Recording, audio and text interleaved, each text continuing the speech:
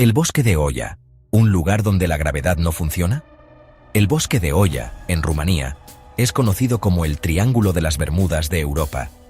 Y por su peculiaridad, muchos aseguran que desafía las leyes de la física.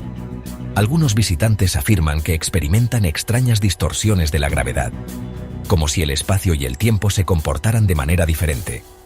Aunque la ciencia lo atribuye a fenómenos electromagnéticos, la historia y los avistamientos paranormales siguen alimentando las teorías de antigravedad.